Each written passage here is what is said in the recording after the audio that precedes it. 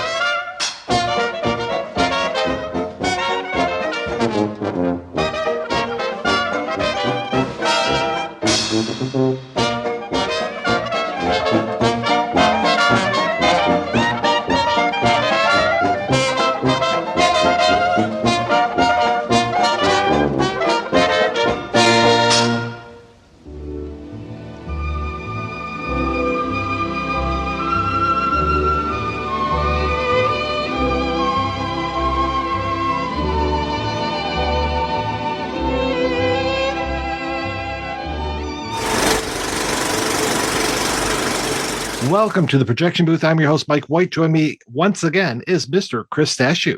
I don't know if you guys know this, but studying stuffed animals is just as good as studying live ones. That's true. Also back in the booth is Mr. Spencer Parsons. I love me some taxidermy. On this episode, we are talking about Wojtech Jansy's The Cassandra Cat, also known as When the Cat Comes. The film is a fairy tale about a little city which lives under the protective eye of Oliva, played by Jan Bierch. When he was young, he almost ran away with the circus, which featured an unusual act, a cat which could show people their true colors, literally. We'll be discussing this and a lot more on this episode. We'll also be spoiling the film as we go along, so if you haven't seen The Cassandra Cat, turn off the podcast and come back after you have. We will still be here. So, Chris, what did you think of The Cassandra Cat? Maybe this was intentional, but the last time I spoke with Spencer and Mike at the same time, we were talking about another Wojtek Jansy film a couple years back with all my compatriots, and I had never seen that film either. And so now, you know, if you had asked me, what do you think of this movie? And this had been the first time I'd ever seen a Wojtek Jansy film, I would probably be a little bit more kind of not confused, but searching maybe for the point of the movie. I feel like after having spent a lot of time preparing for All My Good Countrymen 2 years ago and kind of keeping that movie in the back of my mind, I feel like I appreciated this movie a lot more than I would have if I had been watching it kind of a la prima with nothing else ever kind of behind me. But again, I'm a guest on this show. You and I are friends, Mike. So I think it's almost impossible to not have some experience with these kind of movies at this point. So that all being said, I enjoyed this movie a hell of a lot. I think that it does kind of occupy this weird area of the world, which is live action fairy tales that are original fairy tales, not like an adaptation of a Grimm Brothers story. But I think we can talk about kind of some of the influences that are there. As a live action fairy tale, a subgenre of films that is not necessarily the largest, especially with Western audiences, I think it works rather well. And I think it's pretty charming. I think there's a little bit of kind of maybe cultural confusion at some point with some of the things that are going on that maybe need a little bit more explanation or maybe cultural explanation. But I think outside of those maybe kind of minor quibbles, it's an interesting film. It's a fun time. And it's definitely tonally very different from the last Wojtek Jansy film I saw. That's for sure. Spencer, how about yourself? Yeah, I have, I guess, a similar experience with this film, but I will say I really love it after watching through a few times to prepare for this. And I love All My Good Countrymen.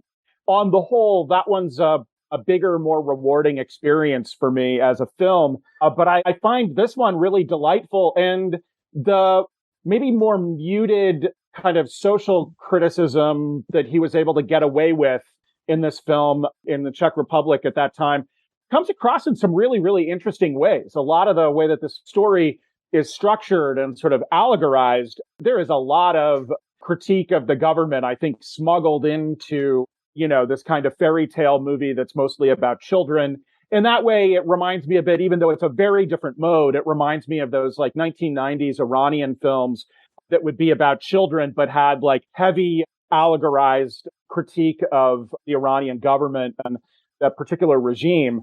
And if you kind of know how to look for it, you can find a lot. So it's interesting to me on a few different levels. There's one, just the kind of larger notions of truth that the movie is teasing out through all of this.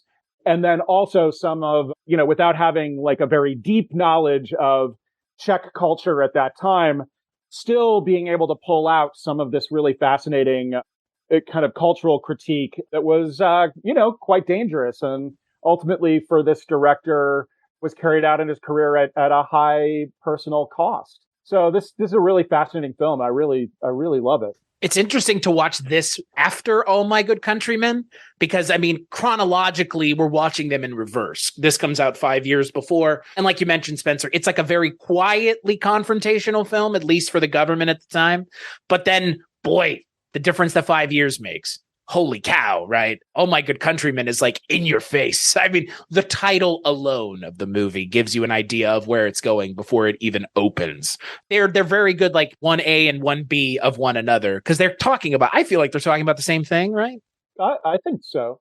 Well, talking about the same thing and having some of the same actors, though cast in different roles, it was interesting. You in both of them, you have a figure of more of a government official, and you've got his lackey. And then in this one, it is have the same thing as well. You have the government official who's the mayor, I believe, in this case. And then you've got his lackey going on. And then you have the school teacher who's trying to do the right thing and really help the kids out. And then, when it comes to, you were talking about Iranian films, the way that the kids are really used as like the stand-in for the Czech people, I thought was a really great thing. When you can't use the people, use the kids until you use the people in your next movie. Vladimir Mensik because he kind of plays the same character in this movie as he did in All My Good Countrymen, is without a doubt one of my favorite people to just watch on screen in these kinds of movies. He's amazing. I totally agree. This is a screen actor that is so little known, and he is just mesmerizing and so much fun. Man, both of these. Every scene that he's in is better because he's in it, and it's this weird energy that he brings of like, I think he's in All My Good Countrymen, he's written as simple man. In this movie, it's more of a lackey. He even admits it himself, like a bootlicker. So it's a different kind of character, but it's it's just shaded a little bit less in this movie. In All My Good Countrymen, I think it's shaded pretty darkly because he's the one who dies with the whole thing with the chicken, right? Oh, yeah. With all the feathers and stuff. I'm remembering that correctly. Yeah. Yeah. The blood poisoning. Yeah. Yeah. Okay. Yeah. Because that's like super sad in that movie. They kind of touch on it in this movie, but again, given that it's a fairy tale, I think they're like, let's maybe not go full Grimm Brothers here. Like, people getting their toes cut off and thrown down wells and stuff. Like it kind of shies away from that, thankfully. Yeah, and this is very much set up like a fairy tale. We even have a Once Upon a Time. We have this omniscient narrator, Oliva, who's played by Jan Warwick, who he's an interesting character because not only is he an actor, but he also helps out with writing. And so he gets a co-screenwriting credit on here. And he has like 30 some credits as a screenwriter and a lot as an actor as well. There's a great little documentary about Jansy that we'll talk about in a little bit here, but he would come in and be like, okay, let's work on the dialogue, and really worked on his own stuff because he's got the bulk of the narration. He's there at the beginning, showing us everything. It's very Jimmy Stewart from Rear Window. He's got this little spyglass, and he's kind of taking us around the town and showing us all of the people, showing us a lot of their foibles, showing us the couple who aren't really a couple. They're both having an affair, one of them being Mensnick as Skulk, I think his name is, but him and I think it's the wife of Władysław Brodsky, who plays Robert, the school teacher.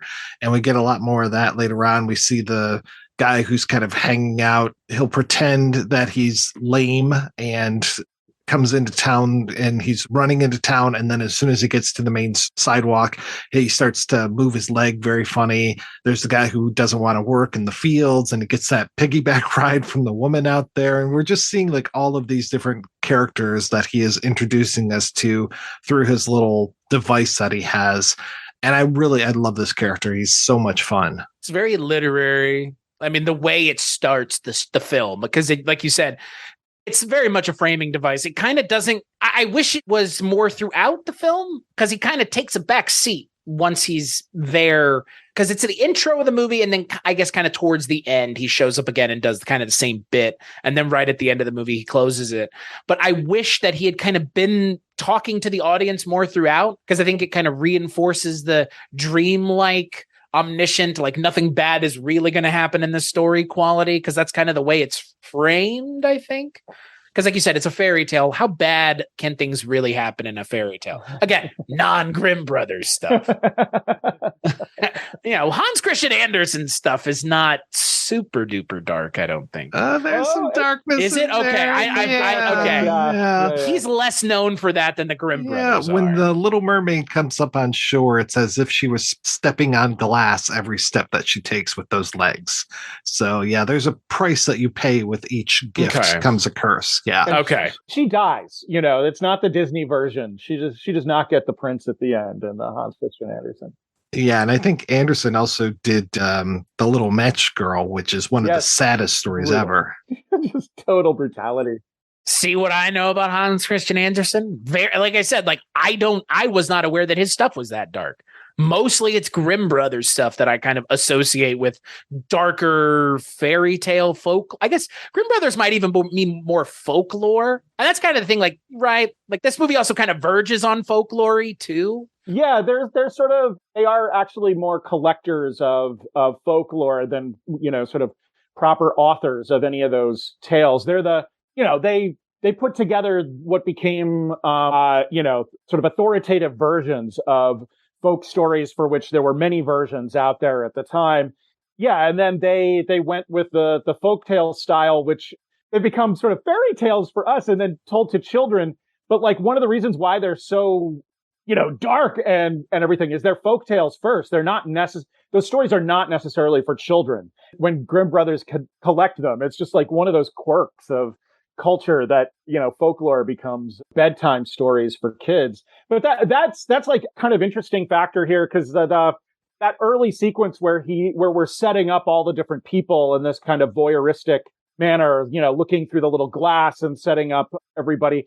It's really interesting because the first time that I watched this, I was kind of so taken with a lot of the visual elements that, and I was picking up allegory and stuff, but there was almost no plot for me whatsoever on my first pass through this film. And it was on repeated passes that I recognized, oh, wait, no, this does have a plot. It's just that the plot enters 35 minutes into the film after we've had a lot of table setting for, our characters and the nature of our allegory, which, to go back to your point, Chris, is a very literary kind of conceit, that's a more literary or somewhat stage dramatic way of telling a story than we're used to, and sort of a lot of our Hollywood way. But it's actually a kind of storytelling structure that I have to say I really love and respond to every time I get it, because it is kind of beautiful and useful to simply follow people in a way that's not structured by what do they want, how are they going to get it, what's in their way, all that kind of stuff,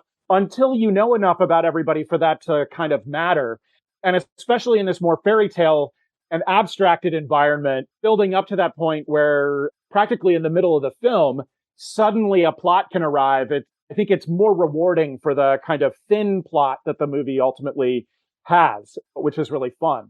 Well, and I think what's interesting and the kind of point that you make is it is very literary. I mean, books and stage, I think, let the characters breathe a lot more. And obviously, when you're unhindered by, I guess, at least with literary, you're unhindered by budget or financial obligations to kind of be able to execute this in reality. You really are just like, all right, I'm going to let the characters breathe and I'll get to know these characters. And in this day and age, I mean, I'm not saying I didn't always appreciate it, but I feel like I appreciate it more in film now because it feels like anymore now, especially in Western film, long form character storytelling is almost entirely situated to television. And so seeing it in film form and a film that goes, yeah, this is an hour and 40-minute film, but ostensibly an hour and 10 of it are the plot and 30 minutes of it are kind of getting you there. I appreciate that because like that's a very metered way of telling a story. And Yasny, I mean, we talked about it in My Good Countrymen. He really has a good sense of the story progression and having a kind of a hold on it. Even when, like you mentioned, Spencer, it might not seem like anything is really going on. He's just kind of giving you all these little subtle pushes in a direction to know, like, this is where it's going to go eventually, just so you know, like, and just preparing you for that. Chris, I figured out why you thought Hans Christian Andersen was a little bit nicer. That's because of the delightful Rankin and Bass film called The Daydreamer that we spoke about years ago. Yes. So, oh, right. I couldn't imagine that little blonde Dutch boy could write anything so foul. And he said he wouldn't. He said he wouldn't. He told those puppets, he's like, I love you guys so much. And then he's like making them into these terrible creatures, of course. Go figure. Just imagine how Jack Gilford must have cried his eyes out as little Paul O'Keefe as Hans Christian Andersen, or Chris, as he was called through the film. When he found out the truth. Oh, no. You're telling me that the Little Mermaid dies? He was sort of a notoriously ugly dude who probably also, I think it's pretty well established that he was gay. And so the place that he could find in Danish culture at the time was writing these stories for children, but they're very dark because in many ways his life up until this point was very, very dark. And eventually he became quite celebrated within his lifetime. And there was like a big meeting between him and Charles Dickens, who was a big fan of the work, but somebody that led this quite depressing life and filtered it very much into these fairy tales, which now, we misrepresentedly positive, I feel now. Exactly. I feel like Disney has been lying. Okay. Shocker, I know. The ugly duckling was a swan all along. Oh my God. Right. So what you're saying is if Hans Christian Andersen wrote the story, maybe at the end the cat would die because, Probably. Well, the original cat did die. Yeah, I was saying a cat in this did die, I guess. Yeah, because we find out Oliva tells this story to Robert's class about how when he was younger, like I said before, he kind of ran away with the circus. He fell in love with this girl. There was a cat that wore sunglasses, and he was told not to remove those sunglasses because when he does, that cat reveals everybody's true colors, literally their true colors. And then all of the people got together in the town and killed this cat. So those kids now know what's going to happen to this poor cat if the townspeople get their hands on it. So they want to protect this cat like nobody's business. There we go. That's essentially the plot once it comes in. When the cat arrives, as it were, in this show, and the glasses come off, revealing the true colors. That is our inciting incident for what plot there is in the film as a sort of battle. Not, we have distinct characters, but this is much more of a collective, kind of plotting where it's the group of children against the adults, with one adult chiefly on the children's side. And he's more or less presented as the biggest character protagonist to carry some weight, but this is not at all a single protagonist movie. It's more like he's our vehicle for carrying us through a conflict between the children and the adults. And it was nice to see Vlastimil Brodsky as the hero of this piece, because he's the villain of, one of, I guess, again, speaking of collectively in All My Good Countrymen, he's probably, I think, the worst of all of the villains in that movie, or kind of the most, I guess, the clinical of them. So it was interesting to see him here as the sympathetic character, the sympathetic teacher to the children, he goes on this long diatribe about how, that the thing I mentioned with my intro about the dead animals and the live animals, and that's not okay. And that's not the case, because the headmaster says, oh, dead animals are just as good as a live one. And that's like, okay. But there's this weird thing where this town is known for their taxidermy museum. They mentioned that at the beginning, kind of out of nowhere, and then they never really come back to it either. It feels like Yuri Slovak as Karel, the mayor, or you call him the headmaster. The headmaster's the school, I guess, okay. But he seems to be like ever present everywhere. He must be very busy. And I saw in this documentary that he's basically supposed to be an allegory for Antonin Novotny, the president of Czechoslovakia at the time, who was actually a friend of Jansy's, who allowed him to get away with some stuff from time to time. He was kind of seen as a pet of Novotny's. And he managed to get out of some trouble because of that. And that's probably why he was allowed to do a lot of this criticism of the government pretty openly as he's going through here. Yeah, again, not as open as All My Good Countrymen, but that's also a victim of the Prague Spring. The level of philosophical argument over the nature of truth that's carried out throughout the movie positions one of those ideas of truth as dead. That the taxidermy stands in for authority's version of truth, and that it's got to be stopped, it's got to be dead, it's not evolving. And then the children are dealing with another version of truth, which is that it is evolving and growing, and that it's, that different people can have different kinds of truths. So one of the things about the taxidermy and the deadness of it is that there's only one way to see this. And of course, with a dead thing, there is only one way to see it. I like how that allegory works out. And, one of my favorite exchanges after we've already had no living animal is as much alive as a formerly living one that's been stuffed. Then later there's this moment of, for there's only one right path as there's only one truth, right? And the other guy says, especially if it's your truth, which is really nice in setting up the conflicts for the rest of the movie. And then there's another, just right after that, there's another moment where one of the children says, I don't like my daddy, but I won't write that down because he'll beat me.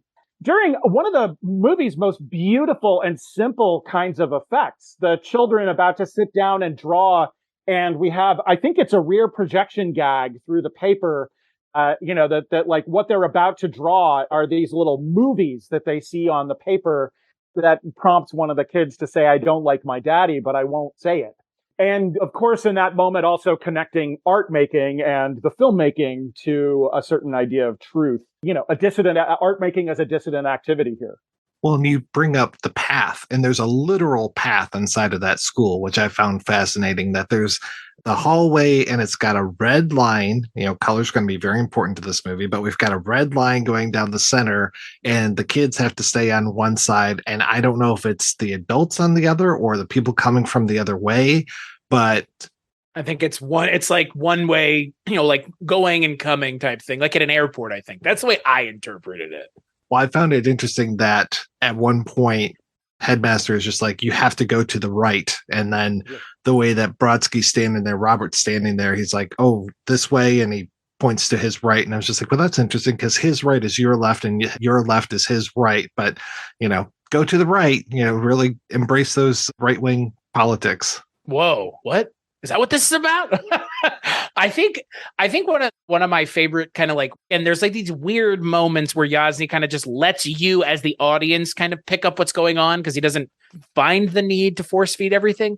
The scene where the janitor, I guess, Vladimir Mensik, comes in and he's got the stork and he's running around the room with it, and it keeps showing the shot of the headmaster's wife, the headmaster / Robert's mistress, because she's getting with both of them. And then the headmaster, and every time it cuts to the headmaster and Vladimir Mensik looking at him, he stops smiling. And everyone else, he's like smiling and having a good time. And that, again, it's just like Jasny does a really interesting thing in this movie where there's a lot of close-ups too. There's a lot of close-ups throughout this movie, which, as to people who just recently rewatched Silence of the Lambs will tell you, utilizing close-ups, Mike, is something that if you do it really well, it's really effective. And it really helps you kind of understand and maybe get in the character's mind a little bit and kind of really be able to put yourself in the character's shoes. And they do that a couple times in this movie. Jansy is really good at using close-ups effectively and not kind of beating you over the head with, this is what you should be interpreting from this scene. And that scene where he's running around the room with that stork, I think is just another kind of really interesting look at the kind of the dynamic between those who are in power and those who aren't. And I guess the expectation between the two. I love that moment. That him running around and the way that his smile fades and then comes back up and then fades. So good. That performance is so nice. Also, to your point about close-ups, and I'll just run with the Jonathan Demme connection, even though I don't think that Demme's, super influenced by Jansy. That's not my argument here, but I think that there's a similarity in the work in having a beautiful tension between these meaningful close-ups and then really well done blocking for wide shots. There are a number of wides in this movie using the widescreen frame where you have a whole lot of different people talking. And Jansy has you looking at each part of the frame to each person as they speak in a way that is, really great and intense. And he does some movements of people through space, setting them up to talk so that it's like you notice the movement and then they have their line. And it's almost like, the audience is doing the editing to the close-ups within these wide shots. And so there's a beautiful tension there. And that's one of the things I really love about Demme is that sense of, yes, he can use those close-ups to bring you in so intensely to the characters, even to the point of, like in Silence of the Lambs, they're looking directly out the screen at you because they're looking directly into the lens. But then there's an attention to the spatial relationship between people, this kind of collective. And it's one of the things in Jansny's work that I find, oh man, that kind of old school Eastern European, like film school practice of here's how you stage a scene. I gotta say, as a film professor, this one's going into the mix for, lecture and showing clips, because this is like really, truly high-end masterful work for like a very flatly, like almost disarmingly flatly organized widescreen frame of a whole lot of people. But then there are little bits of movement. And when everybody speaks, it just like can draw you in, especially like in that earliest scene after the stork has been initially shot and we're still kind of introducing characters, and the way that they all speak to one another in a wide shot there really gives a great sense of this community.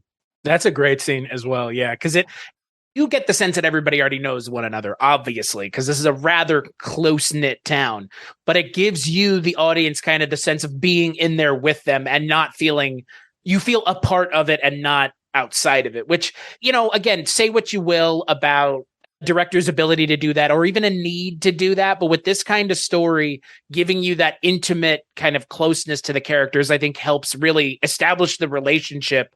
And like you mentioned, there, and an established relationship, there does come some tension with that. So I agree with you. Jansy is extremely effective in that regard. I'm sure there are people at home that are yelling at their podcast right now saying he didn't run away and go to the circus. It was a shipwreck. So this whole backstory of Oliva being a sailor and sailing with the different crew, I think they were Greek or something. Yeah, Greek ship. Yeah. Yeah. And I think he had also been to France as well. I can't remember, but it's interesting because Jansy himself had traveled around quite a bit. Even at this point in his career, he was very celebrated.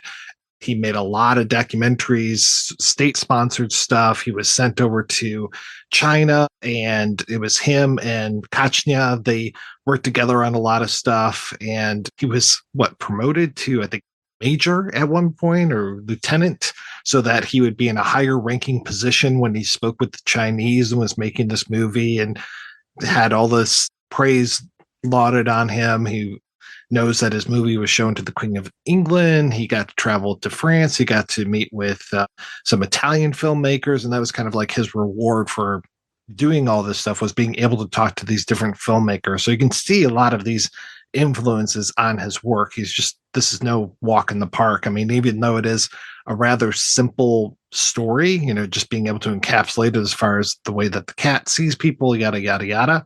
But my gosh, there's a lot more going on in this. And especially that suddenly we go from pretty straight ahead narrative into this wonderful mystical world with these colors and dance numbers and long stretches without dialogue. I mean, it feels so different as you move into this film, but getting you up to that point, you're still just like so enwrapped with these stories of what's going to happen with these characters, because they're very, very compelling. Every single person that you meet in this town, you want to spend more time with.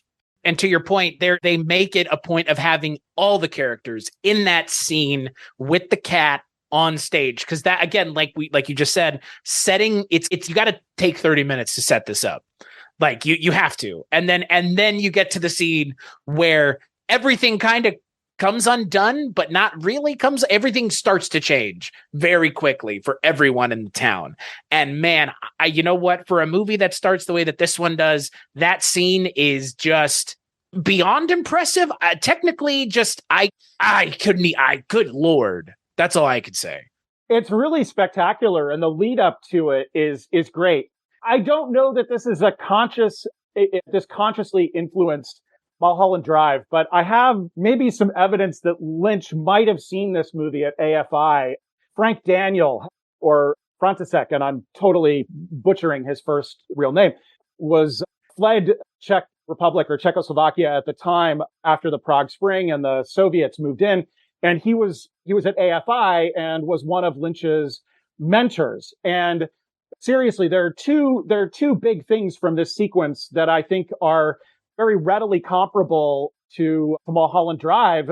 One being the look of the jitterbug contest and the way that all the people running around in their meticulously created, colored and made up, colors, their true colors, the way that they move around, the way that they dance and everything is very much like that jitterbug contest out of the beginning of Mulholland Drive. But then also the whole sequence as well. Yes, there are certain story tropes that go with this, but there's a lot that is like Club Silencio, and the way that the announcer is doing things, and also the sort of, I don't know, I'll just go ahead and be pretentious here and call it the Brechtian idea of showing you the nature of the magic trick, while also giving you the magic of the magic trick. So there's that lengthy scene of the costumes and all the people in black who are going to make the effects work in this next sequence so beautifully. You're seeing them all get into black costumes. So before it starts how the magic trick is done. We're showing the mechanism of the magic trick before doing the magic trick. And then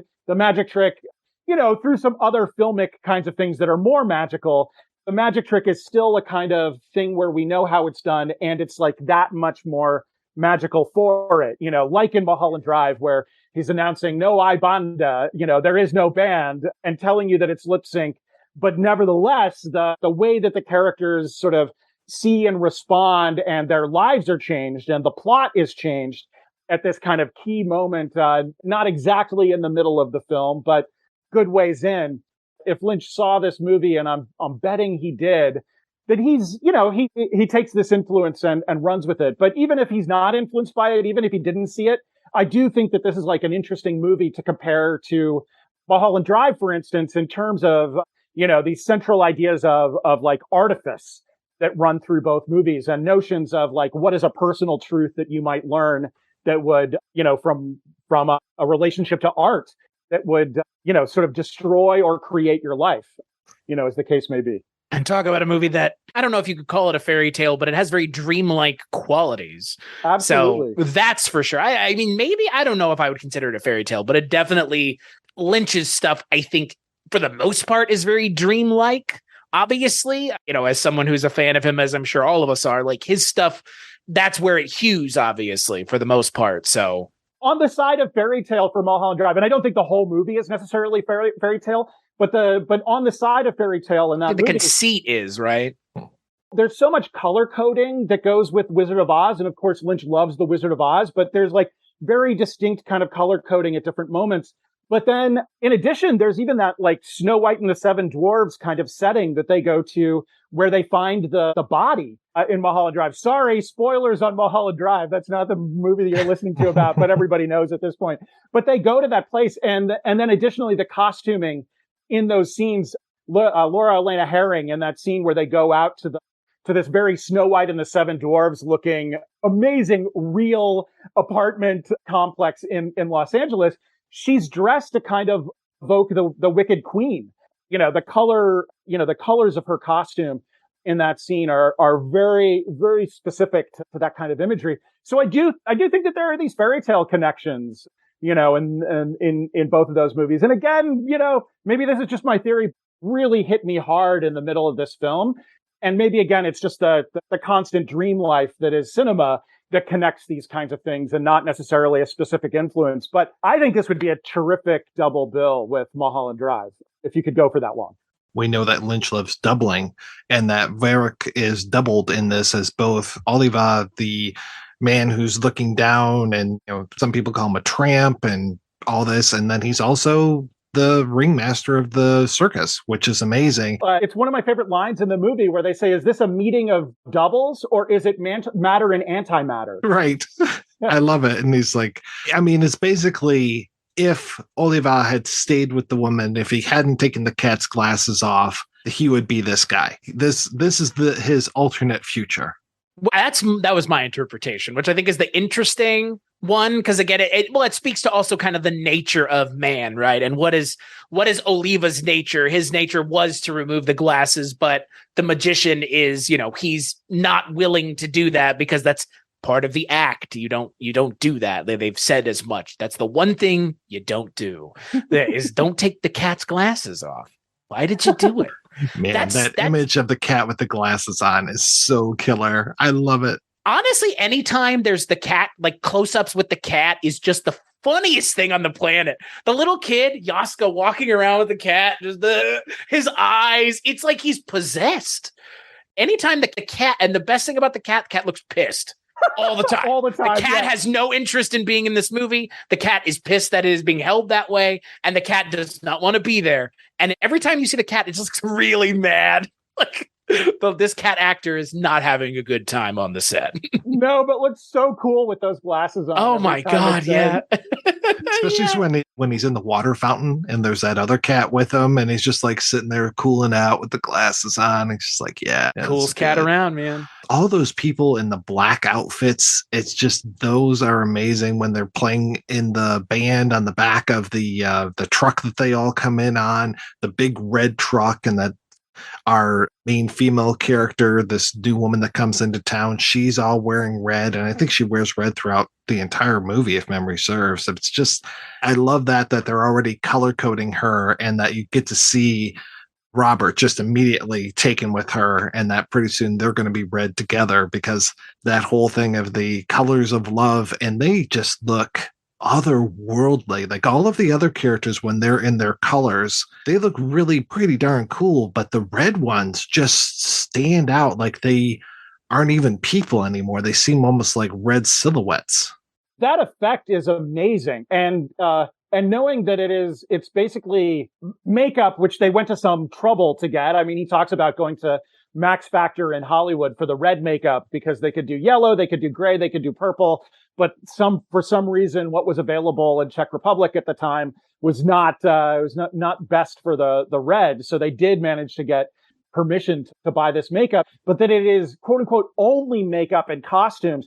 This is like one of the great old magical skills that now that we have so much that can be done digitally with movies, which I don't want to dog on all the time, but it's just like certain of these kinds of really basic skills of putting on a mask or changing a costume or putting on makeup, when we can do it in post in a color correction, or when we can do CGI, and that becomes the automatic, there is a layer of stuff that is so beautiful and so strange that was like the only game in town for filmmakers in the past. And I think that this color is so beautiful. And there are some parts that I spotted as a kind of, optical projector compositing of people as they're running around in the big melee after the show. But for the most part, this is all on camera. And it is just basic costume and makeup and some lighting that's done. And again, I guess to the sense of if you look closely enough and you can see how the trick is done, it doesn't take away from the trick. There's that beautiful shot of them moving through that like kind of forest glade during the day when they're in the red costumes and makeup, and you can see the sun hitting them. And if you look closely, you can see that there's really strong red light that's hitting into the shadow area on the ground and onto some of the leaves of the trees and everything. You can see that they've got these lights set up to increase the red on these two, but it does not take away at all. It's actually part of the overall like beautiful image. And like, if you're not thinking about it from the point of view of like, oh, those are lights, it's still just a beautiful that they're on this kind of path that's colored red around them as they're totally surrounded by green. The green setting them off, from the background. Just gorgeous stuff. That scene with the cat and kind of the melee and all that, where they introduce this idea of coloring the characters and see, because again, you know it's coming because they've mentioned as much. Like we've said, Yasny does a great job of setting it up kind of coyly and being like, well, this is where it's going, just so you know, here's your expectation. But when you first see it, it is arresting. It's very visually arresting. And like you've mentioned, Spencer, like they really do a good job of making it by happenstance or just by, you've said, using practical effect. It looks so otherworldly on all of them. I mean, yeah, yellow and blue, they still look strange. And then purple and gray, it's like, oh, Jesus. Like, it's just every time you see it, it's Yasny does a good job of making sure that is the most important thing in any scene, is seeing these kind of like the way the colors are interacting with each other and the way that these two kind of, because you also have, it's technically 3 groups of people, I guess 2 groups, the colored people who have these color in their heart. Because that's the one thing I can't figure out. There are normal people still. It's basically 3 sins and a virtue that are revealed through the colors. You have, like, with the yellow, it's the infidelity.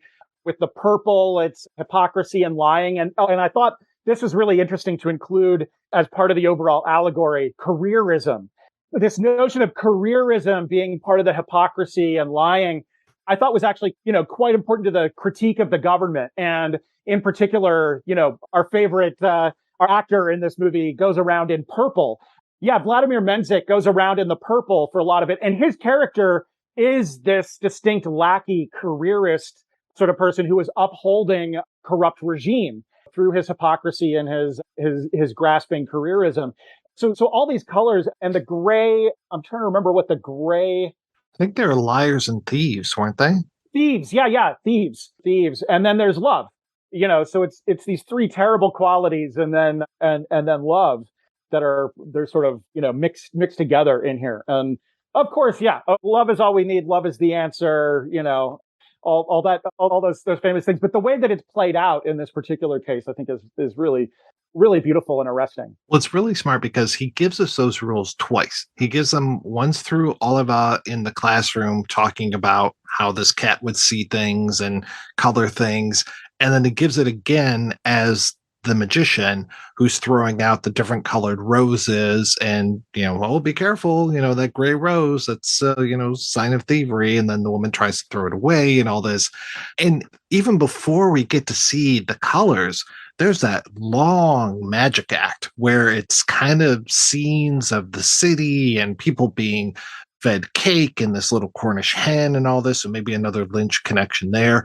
Just all of these things that are going on. And it took me a little while until I realized that the love story was being played out by these figures, these shapes that are on stage. It wasn't until you see I think it's like a gray sweater with a white shirt underneath. And as soon as that man's head becomes a camera, I'm like, oh, okay, because we saw Robert with the camera earlier on, and he was shooting, quote unquote, shooting the stork with his camera while the headmaster was shooting the stork with his gun. And I really appreciate then suddenly it becomes, oh, this is now a story of the town. And you get to see how quickly the headmaster goes from just hysterical laughter. He can barely contain himself. He doesn't realize this guy behind him's like taking cigarettes from him and all this kind of stuff. And then, man, right away, he finally figures it out. and is like, oh, this isn't funny at all. He becomes very upset as soon as, I think it's really when his infidelity starts to get pointed out, and his wife turns to him and she's just like, hello. And then that Menzel is portrayed as being a dog. Like, you get to see one of the figures walking around on all fours, and it even has a wagging tail. It goes and fetches this arrow that, instead of a gun, it's an arrow that gets shot, though there is a gun in this sequence as well. And again, this goes on for a long time before the cat finally gets its glasses taken off. And even then, that beautiful shot of the woman in her red and up on that trapeze and looking out at the audience, just gorgeous stuff. Yeah. And the fact that for a lot of it, Yasny is using just black, like just a pure black background, is so smart. And I think, like you've mentioned, Spencer, like that when I was thinking about that, like, it's so otherworldly. It's from everything that you've seen up until this point in the movie. And it's going to inform everything else you see throughout the rest of the movie in a lot of ways. But that scene is just like, take everything else out of this movie and just watch that scene. Technically impressive for the time, technically impressive, period. It's just, that is a impressive scene from a technical standpoint. But then, like you mentioned, Mike, that they're kind of micro telling the story within that scene is also very smart. Again, just smart all around. Well, we've had that telegraphed to us too when he's meeting with the magician backstage before the show begins, when he's got that iron on his head. Talk about a weird surrealist image, right? Just holding that iron there to help with this bump on his head from getting beamed by this the door of a truck, that red truck. And he's like, well, what do you want to see? Do you want to see Napoleon and Genghis Khan? And Robert's just like, I see that all the time. It's like, so at one point he's like, oh, I want to see myself or something. And then boom, all of a sudden this costume comes flying out from the back, and it's his exact same sweater, his exact same shirt, his exact same pants, just hanging there, just this empty suit. And I was like, oh, that's really kind of cool. So I knew that it should be there. And then when I finally made that connection to the magic show, it's like, oh, okay. Because I felt like a real dope, and I had to watch it a few times going, how long has it been metaphor for the town? I'm going to connect to another movie here. And again, I don't think that this is necessarily an influence thing, but in terms of where things go, and that this is the nice fairy tale version and not necessarily the terrible fairy tale version.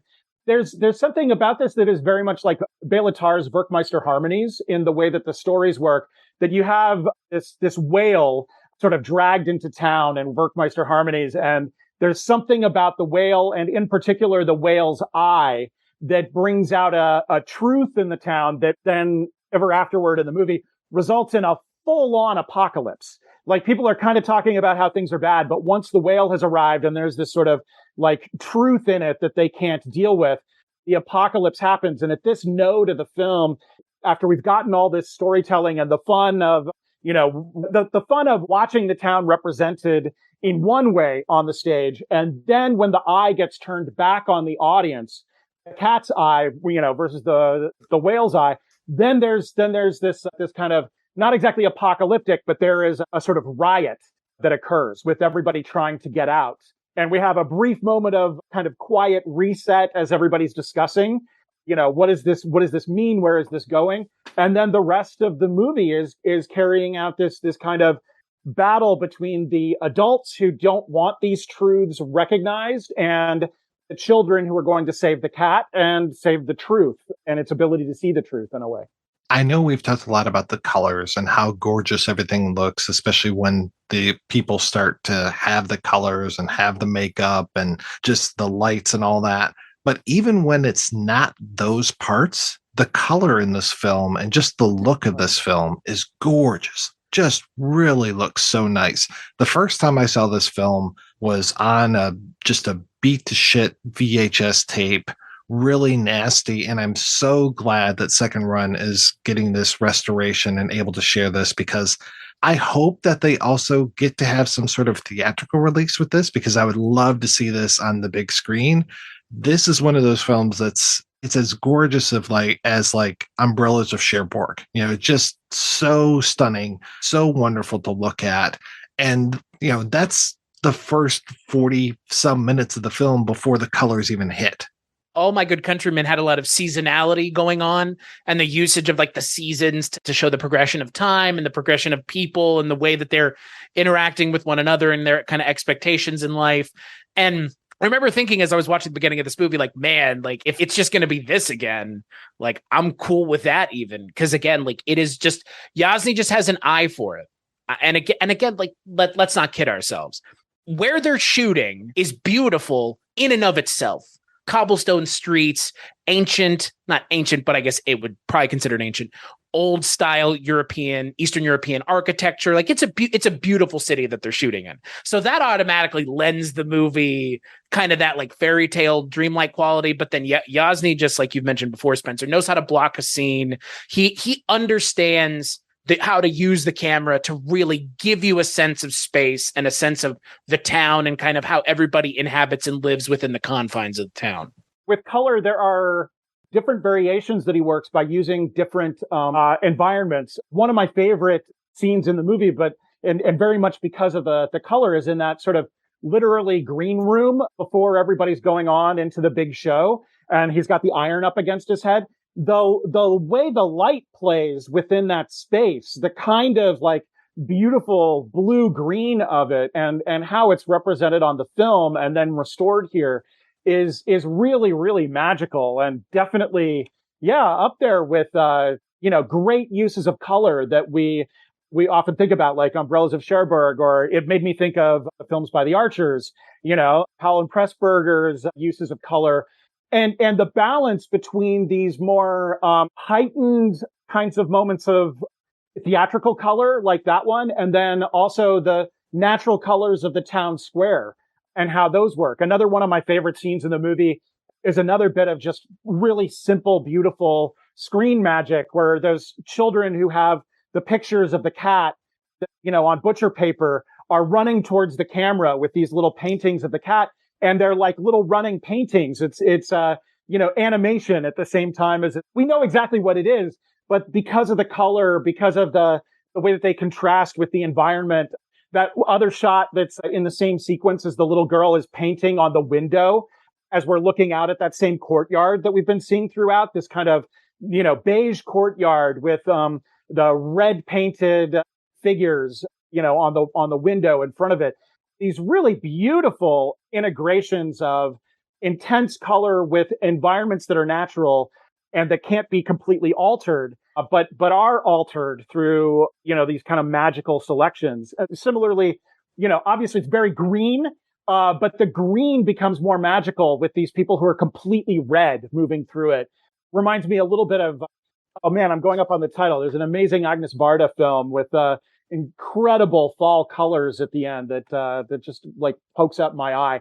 But at any rate, some really masterful use of color that I would love to see on a big screen, and that this transfer restoration is just phenomenal. And I really would hope that would raise the profile of this film and of Yasny as a director.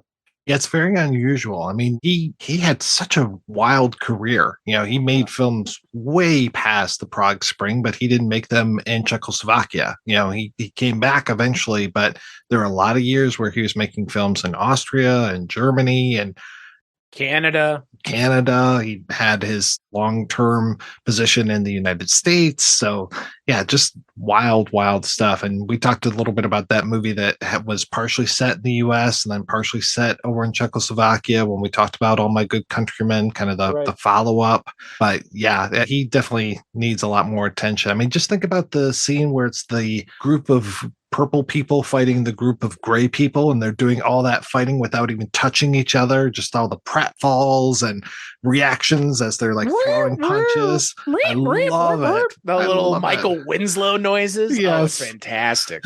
In the montage when it's like 2-3 frames of just colors popping by or the people dancing. So wild, man. Beautiful. And they told him not to do that because it was going to be too much with the color. And it's like, no, it's not too much.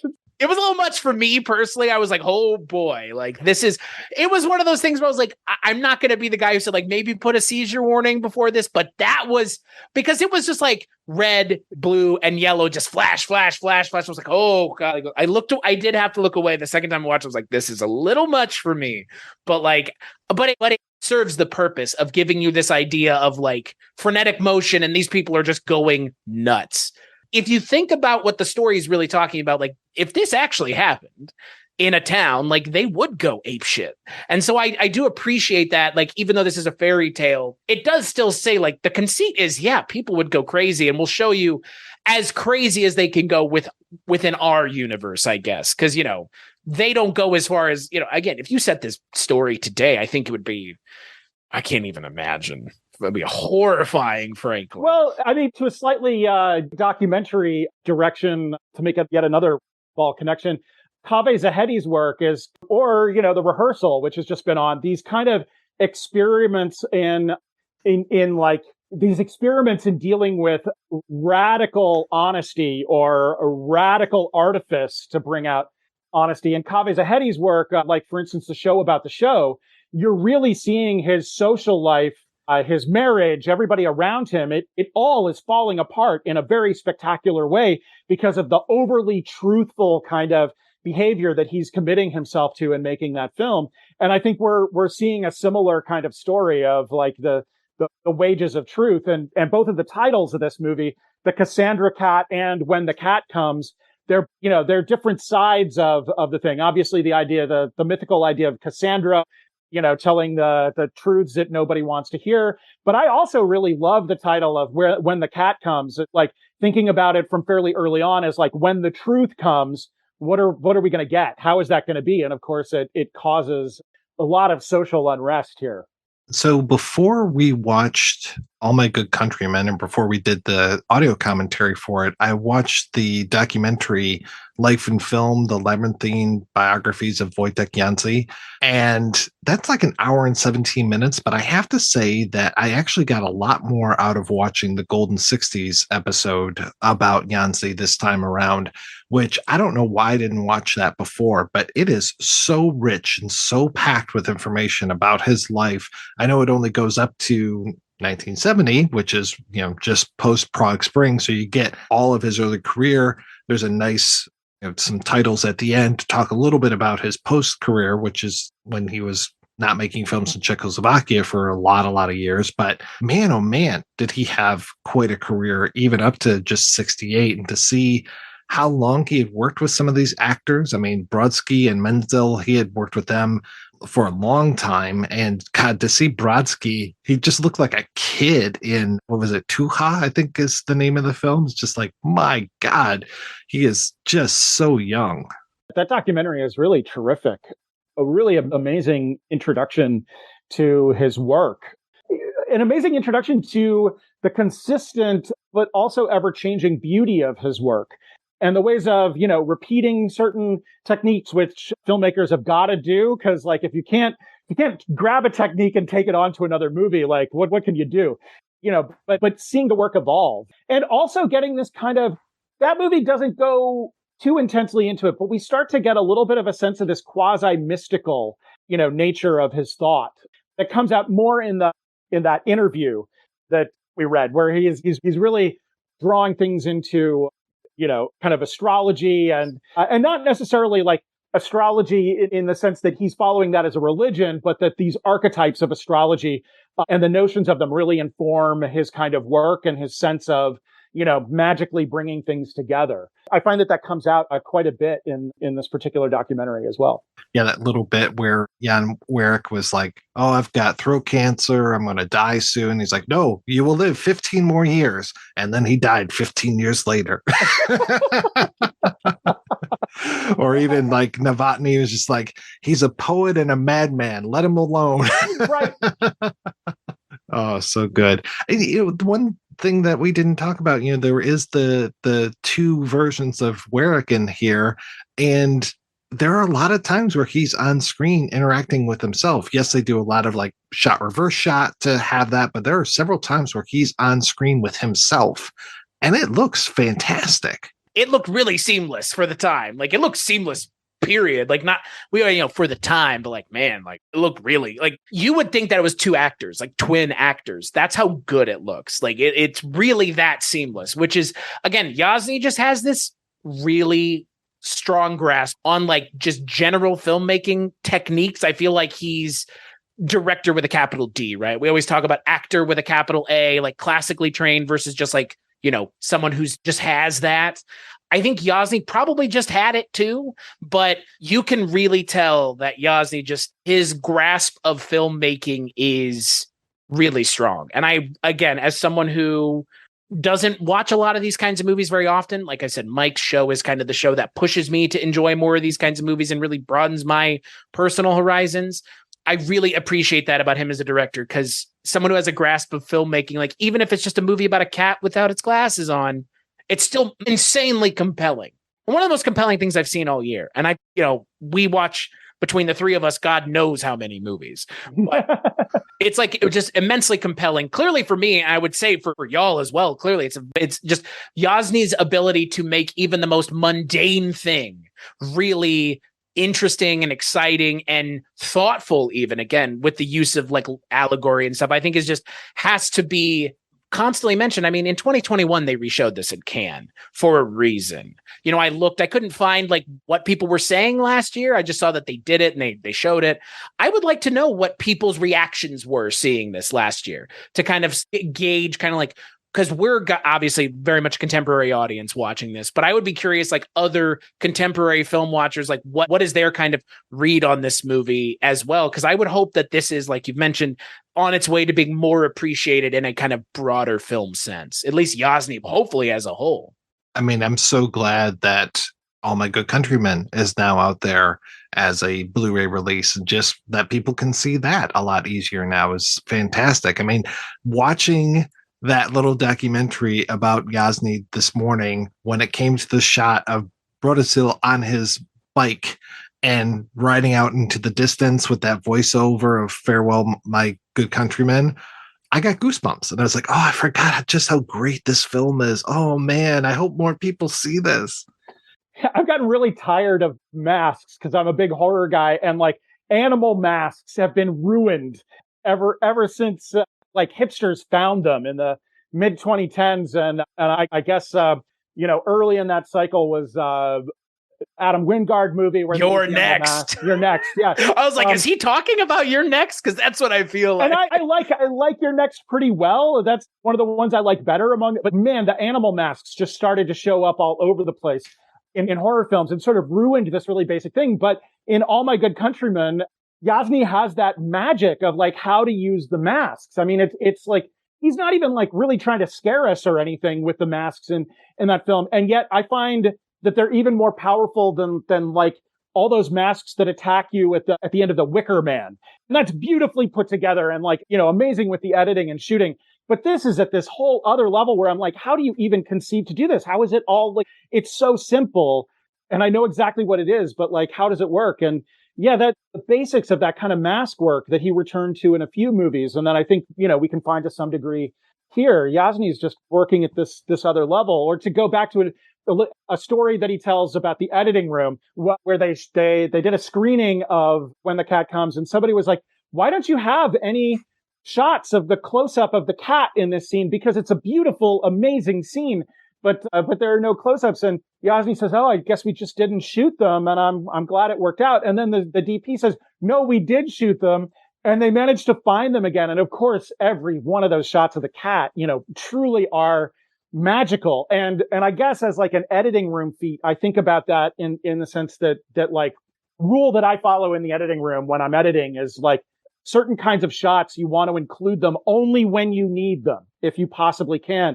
And especially certain kinds of close-ups and whatnot. And there's a part of me going, oh, it's all faded. It all worked out. That mystical side of Jansny comes in where it's like, no, you don't want to start plugging those cat shots in until everything else works perfectly. And they can add exactly the right amount of more magic than they would have if you'd started with them. Could have been too much. It could have been overdone, and it wouldn't have probably been as effective if they had tried to work around it, as opposed to like working it in there seamlessly. Because again, it everything about this movie feels so seamless. Few film directors have a wrangle on the basic filmmaking techniques like Yasny does, like genuinely. And that's, again, Western audiences don't have a appreciation for his films. I'm not sure the broader global audience has an appreciation for his film. I mean, I don't see people. I mean, there's one person I know who does Czechoslovakian films every year. I happen to be on his show right now.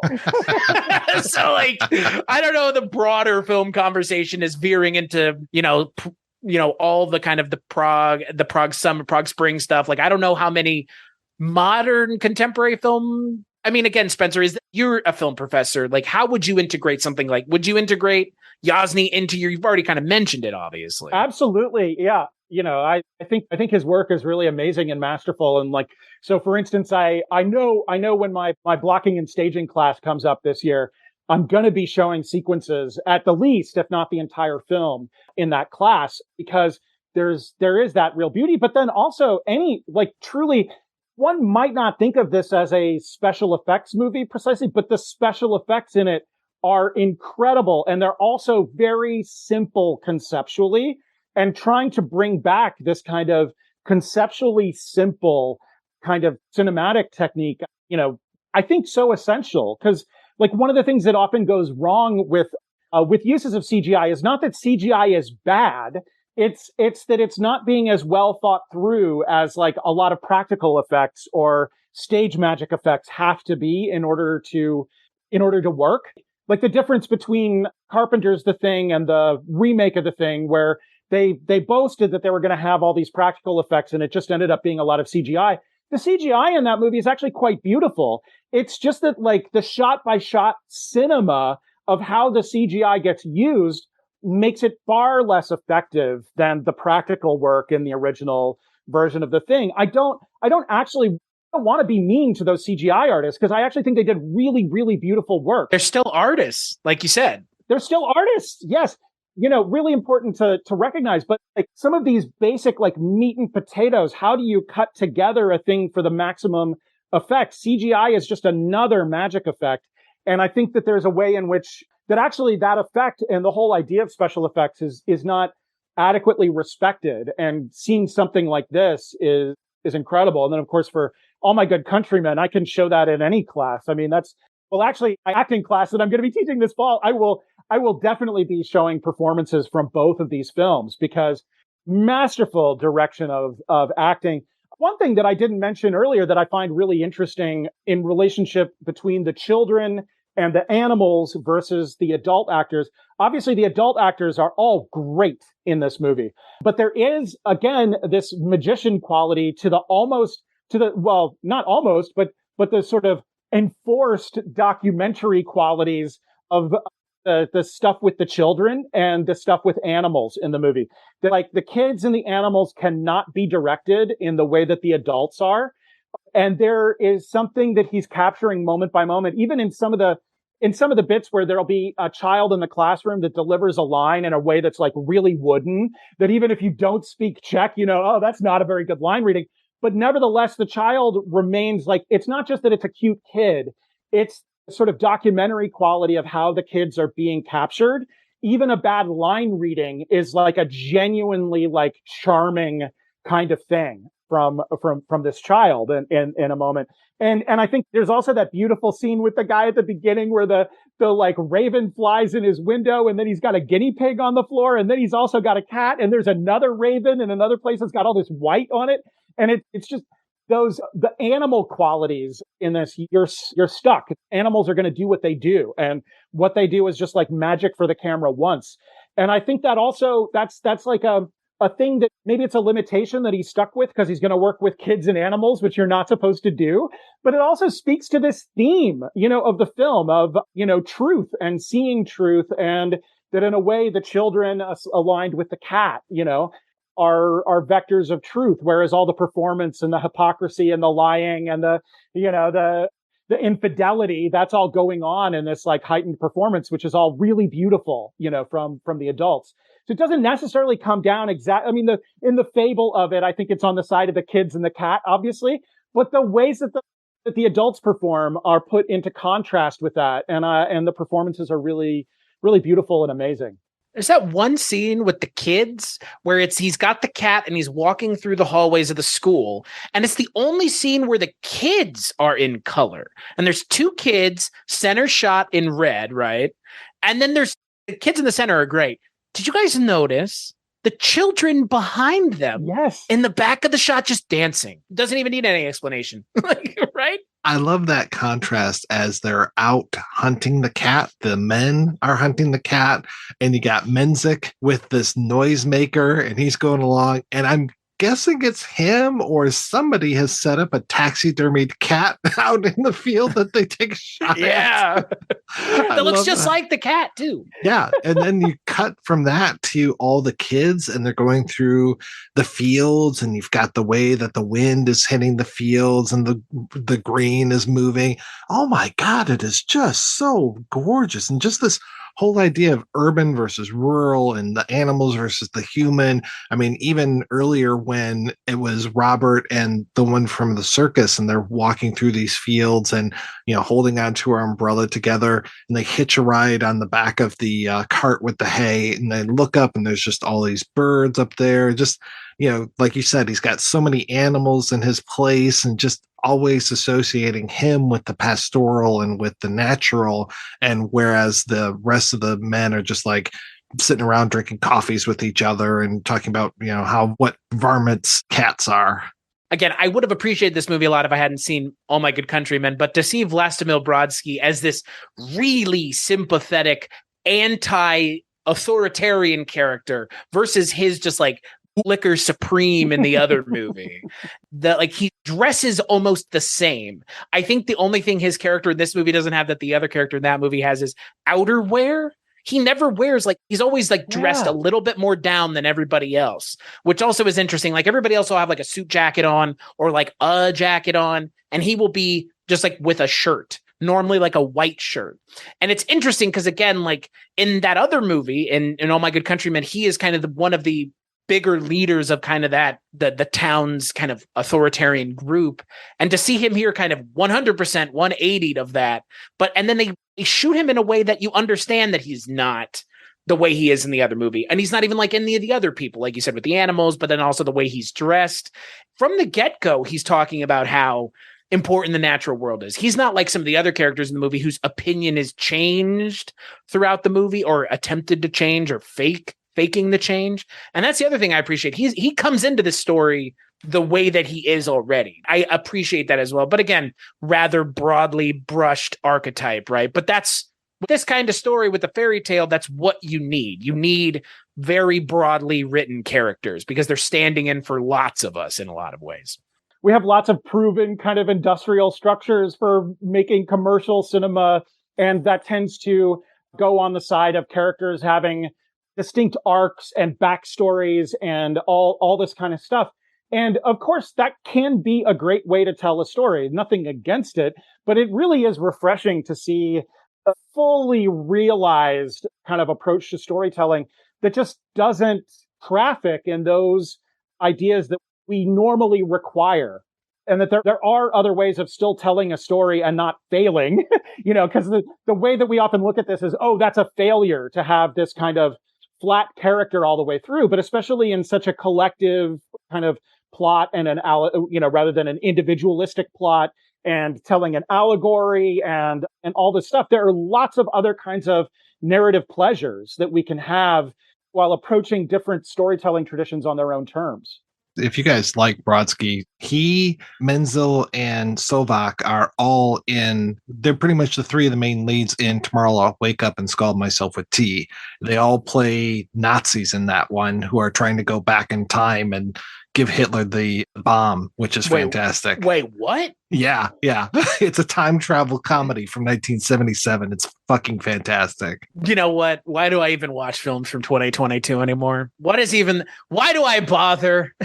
Can you please speak that title again? Because that might be the greatest title of all time. Tomorrow I'll Wake Up and Scald Myself with Tea. This is incredible. Yes. Yeah. And again, there's twins in it. One twin is very lascivious and he's working with the Nazis. The other twin is this really nice guy. The bad twin chokes on a biscuit or something. So the other twin takes over his role and flies the ship back to Nazi Germany, 1940 something or other, when the war's not going so well. And Hitler just wants nothing to do with these guys that are coming back and saying that he's going to lose the war because, nothing could happen to Hitler. I think you probably, I know you have to have mentioned it last time we did the Yasny episode because, like you said, a lot of those actors were in that movie as well. And that's the thing. And I love, Chris, when we were talking on Facebook and you're just like, I recognize all these guys. This is great. God. Yeah. Yeah. Like, they're all very distinct because again, like it's a very, I'm not gonna say it's a small circle of people, but he is working with the Czechoslovakian actors of the time. And so unlike our country at the time, it's not like it's a small pool of people, but the talented people are the people that Yasny's working with, clearly. The immensely talented people. These are just incredible, epic screen performances. These are great, great actors. And I think it's like just one of those accidents of how things have shaken down, yes, we're aware of the Czech New Wave and whatnot, but just in terms of the provincial way that American cinephilia can work, we have not been exposed to these actors in a way where we go, oh, right, like this is a Julieta Messina level kind of comic performance. And yet that's precisely what I see here. I mean, these actors, I'm assuming even now in Czechoslovakia, these are people that are important to the history of the film culture there.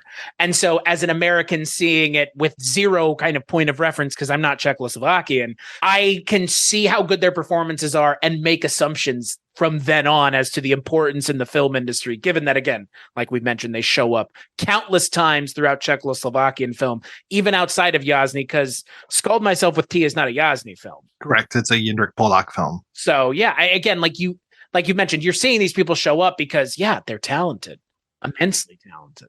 Definitely. Yeah, no, feels like there was about, 12, 16, 20 actors, and you would see them show up just all over the place. Like, All My Good Countrymen was a great film for that because there were a lot of people that you would see show up in other things just because it was such a large cast. But yeah, you'll see these guys pop up. Brodsky, my God, just all over the place, and so many of these people. And then now that I know that Jansy had worked with Menzik prior, I'll definitely be checking those films out as well, just because I'll watch anything that he's in.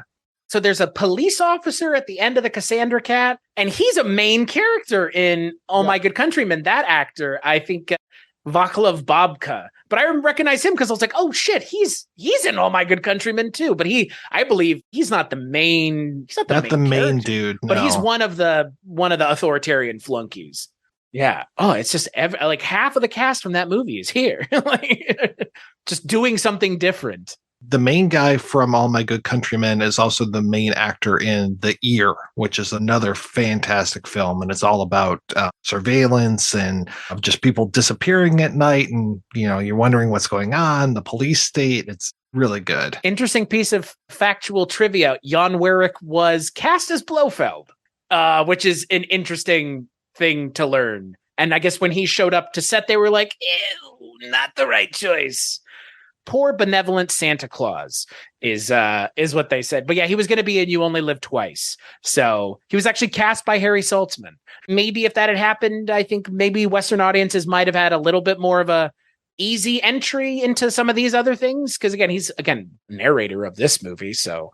And then you look at a lot of the films that he worked on where he was both writer and actor. And then you get some of the other writers in here. And I'm trying to remember the second credited, Yuri Bierch, I think it is. And that he worked on so many other films that I enjoy as well. The Mysterious Castle in the Carpathians. He did a ton of animation stuff. He did dialogue for Siemens' Fabulous Baron Munchausen. So it's just like this small-ish pool of talent that was able to work on so many different things for so many years. He also did Lemonade Joe. I think he might have done the novel of Lemonade Joe. So another fantastic film where, again, you're going to see familiar faces. What a great name. Oh, yeah. Well, that's a Czech Western musical about this guy who's obsessed with, local cola. He loves this drink that he has. And then is it like the Coca-Cola Kid? Not necessarily. He's definitely a lot different. He's not trying to sell Coca-Cola, though it's almost like his spinach, like he's Popeye. It's told in a very interesting way. Seems like my kind of jam. Yeah. Oh, yeah. And for a lot of years, that was the only Aldrich Lipsky film that you could find in the U.S. There was a nice set put out by Facets years and years ago. I'm far from any kind of expert Czech cinema, but I have to say every time I watch a Czech film, particularly from this late 60s through early 70s kind of period, I am just really struck with the variety of thought and wildness and just narrative freedom, because they definitely all hit different kinds of notes. You can't just like lump in this film with daisies and go like, those are the same, but there is something about that filmmaking culture where it's just a lot more likely that this and the joke and daisies might all exist in the same little universe within a few years. And I'm kind of like, oh, that's the kind of place where I want to live. That's a sort of film culture that I really want to be a part of, because wow, what an incredible like ferment. So what do they always say? Good films come out of bad times. I mean, yeah, the worst of times, one might even say. I keep waiting for that to happen in the United States of America. Don't try to tell me that. All we did was we decided, let's just steer really hard into torture porn and let's just do Hostel and Saw for like a decade. And that's what it was. Yeah, fine. I enjoyed the hell out of new Top Gun, but don't tell me that's like a good film coming out of some bad times. The last true action hero is Tom Cruise. No, Tom Cruise, I mean, hats off. He truly is the Cassandra Cat in a lot of ways. He's amazing. Tom Cruise is, I'm not picking on Tom Cruise. I'm just saying, if that's the best we can do. It's no All My Good Countrymen. No. Not even close. and our Oscar winners aren't either, That's fair. Also fair. I love the scene when they're in the back room and they're kind of deciding what to do with the cat, and there's a cat skeleton behind them, which is fantastic. Yes. And the way that they're cutting, they're not doing the 360 around the table. They're being very purposeful with the way that they're cutting from one side of the table to another. So you have like 4 points of view that are happening with this table. And I really like that he doesn't care if you're jumping from one side to the other, if you're breaking that 180-degree rule or not. You just kind of have to figure it out. And I really appreciate that the way that this is edited. There are many times where, I mean, going back to that scene in the field with Robert and the girl, they just disappear. They just cut and they go away. And at first I was like, was that a jump cut? And I was like, no, this is just the way that this film is. This is a very magical film. And so you kind of have to just go with the way that it is edited, which I really like. In that scene at the table, the camera takes the place of the actors to the point where the actors are gone. Like the camera is there where the actor is and the actor is gone, which is very weird to do. It further reinforces putting you in that position, in that scene, giving you that weird intimate closeness that, again, this movie really traffics in. It's just like putting you in the position of being one of the townspeople, or I guess a fly on the wall. But that intimate like closeness with the camera is hard to do successfully. And again, Yasny he hits it every time, and he does interesting things with it every time he's doing it. So it's not just the same gag over and over again. It's a different gag or a different technique or a different way of doing it almost every time you see it. Within the narrative of this film, so tied into the movie's idea of truth, sort of pitting the camera against the taxidermy.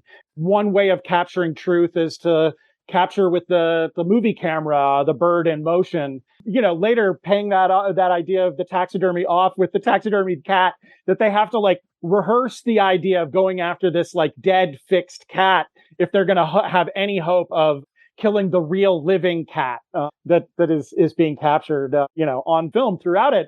And okay, I'll belabor. I'll go ahead. The opening credits against this strange like wooden background for all the credits appearing, and it's of course the children's desks, and we get that later scene. So this is the kind of thing where Yasny is pulling the Kubrick move from the beginning of 2001 of giving you this long overture of just a big black rectangle in front of you, and then the rectangle arrives and people see things inside of it, and Yasny does exactly the same sort of trick, totally on his own. I'm not there's no reason for the cross fertilization here, but this idea of connecting that to these little movies that the students watch before they make their own thing, I think it's like really strong, and it's there, movies as a way of seeing the world.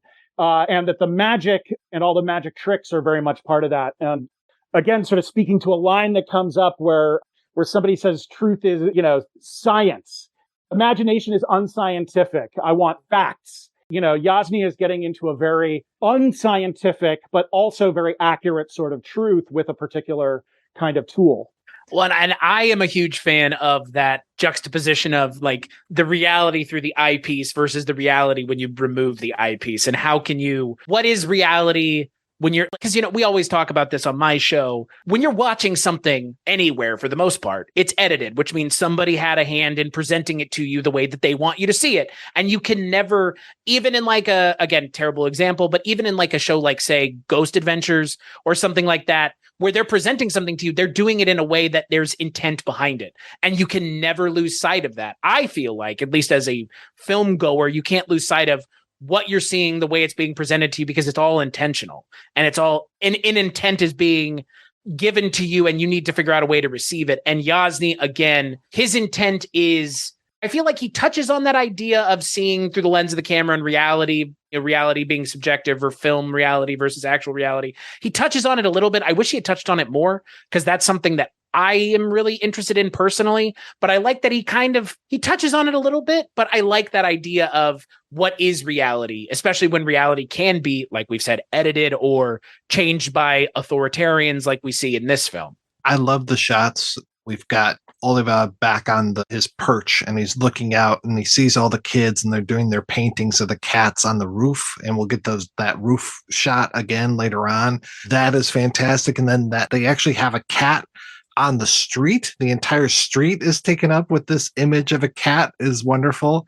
And then I love we go back into the school, and everything seems to be okay. The world is going all right. And we've got the headmaster coming down the hall, and he's like straightening the flowers that the one kid's carrying. They've all got their little red young pioneers handkerchiefs around their necks and stuff. And he opens up that door into Robert's classroom, and Robert's just sitting there with no kids. And they pan over, and you have that message, we're tired of our teacher and our cat being mistreated.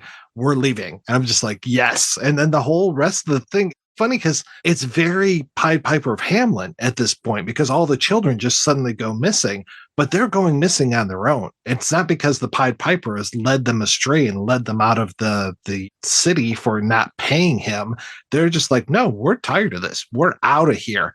And I love how the children raise up, and they're just like, yeah, no, we're taking our cat and we're leaving. Fuck you guys.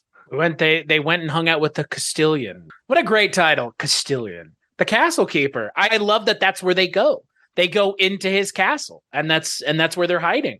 I love that. Again, like that's the assumption would be that they would be out in nature, where they kind of are most of the time. But they go with Oliva up into the parapet, I guess, at the top of the castle. It's great. I don't know. Again, I don't know if there is any kind of meaning to it, but they keep showing the paintings and the drawings that the children are making of the cat. And it's interesting to see all the different interpretations, and some of them have glasses on and some of them don't, which I find to be very interesting. Maybe it's just a tacit choice by the director to show him that way, but I wonder like if he's driving at anything with that. My kind of interpretation is everybody interprets this cat differently, which I think ultimately is the message of art in a lot of ways, is nobody's interpretation is incorrect. Everybody's entitled to their own interpretation. But I like that they show all of these images of the cat. And that's kind of like this kind of like rallying cry for the children of the town, that they're like, the cat is important. Like, and we are going to push this as far as we can with that, which I appreciate. Again, like finding something to rally around and using it as your point of reference, I think is an interesting way of doing it, especially when it's revealing the truths of the town, as it were. I love the shots of the parents. Again, now they went from hunting the cat to now they're hunting the kids. And there's an image of them all standing in this clearing in a forest. And you've got the fog kind of in the trees and all of the parents standing there, and they are yelling people's names very loudly. And that kind of gets echoed later on when they have the radio that's going to broadcast out. And There's even a moment when their headmaster is saying some stuff that's kind of inappropriate. I kept waiting for him to say, like, I'm going to play this town like a harp from hell. And I like the reveal at the end that he's a chameleon. That's the kind of the big reveal at the climax of the film is he is a emotional chameleon. That's my interpretation, right? Because she says like he's a chameleon, but like what? Because he then leaves the town because of it. And that's what he's trying to hide. I guess, is that what he's trying to prevent from coming out throughout the entirety of the movie? Because he hides a bunch of times when the cat comes out. Is that he knows he's a chameleon throughout? Which I really appreciate, because again, I think it has something to say about authoritarianism as a whole, as they present themselves one way, but they are clearly another. Well, that sense of the moving target of authoritarianism, that whatever is convenient or we want right now to, uphold the authority, as witnessed so many, crazy recent events and that I, barely even need to invoke here. That's what I was getting at. It's like, we see it now. Like, I really don't have to mention specifics. Like, it might be just, it's troubling. Mike, we're not going to get you more complaints about the politics talk on your You show. do that all alone. You do that good enough on your own. You don't need our help. but yeah, that there is that sense of the chameleon quality of authoritarianism, that it's going to become anything that it needs to be at the given moment. They're actually, for all that it wants this center, there's no center. You can never grab onto a character like that. He's always going to slip out of your grasp. But all the more reason why he wants everybody else to be, taxidermied. Yeah, he loves his taxidermy. Oh, he sure does. Yeah, when you get to see his whole menagerie of all the birds and the woman like polishing their eyes and stuff, dusting off all the dead birds that he's got. Compare that to the classroom where the kids have living mouse, a living hamster, a living turtle. It's like, we're using this as our inspiration for our drawings. They're like, no, here's this dead stork. Use this as your inspiration. And they're like, this doesn't work for us. We need something alive. And I love that connection to the natural world. And I love that juxtaposition. I really do. Because like putting the kind of the antagonist of the film as against nature, I think is always very smart. Because again, I'm a huge fan of a nature story, as I'm sure we all are. So I like those kind of themes, because they were kind of there in All My Good Countrymen, but this movie just like leans on them, and that's the kind of central tenet of the movie.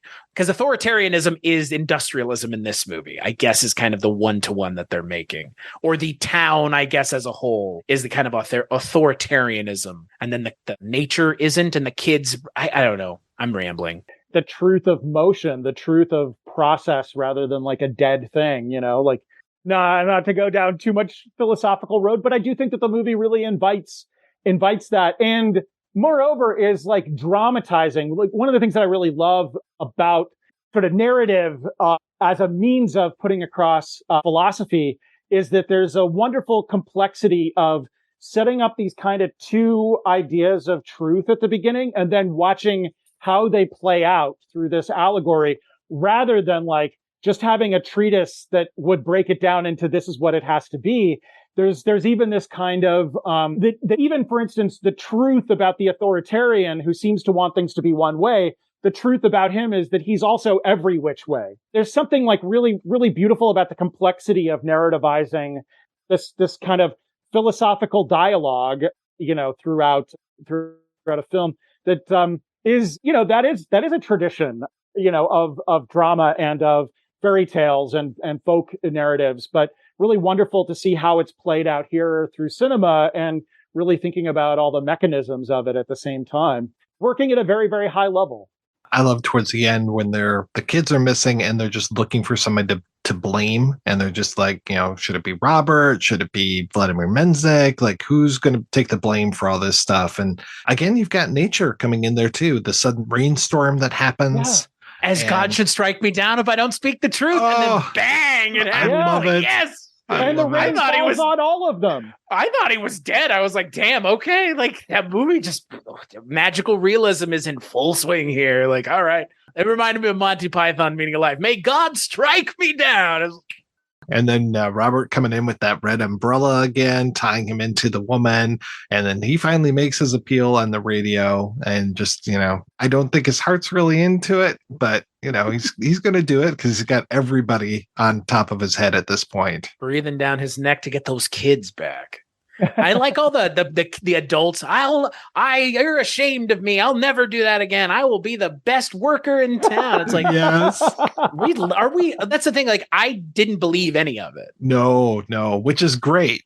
Because it all seems so fake. I feel like that's Yasny's intent, obviously, is for us to understand, like, this is 100% a put on. Like, these people are never going to change. Well, this whole thing too, where it's like, you're a good communist. How fake is that? Right. Oh yeah. You're the person that says you'll always work harder. You're the horse from Animal Farm. Yeah, I don't believe you. Yeah, that absurdity is really beautiful. And another, the use of the absurd and of that kind of beautiful irony that isn't exactly satire, but that runs throughout so much of the Czech artwork of that time. Really beautiful. I love when he finally brings back the cat, everybody in the room leaves because it's like they don't want anybody to know what or who they really are.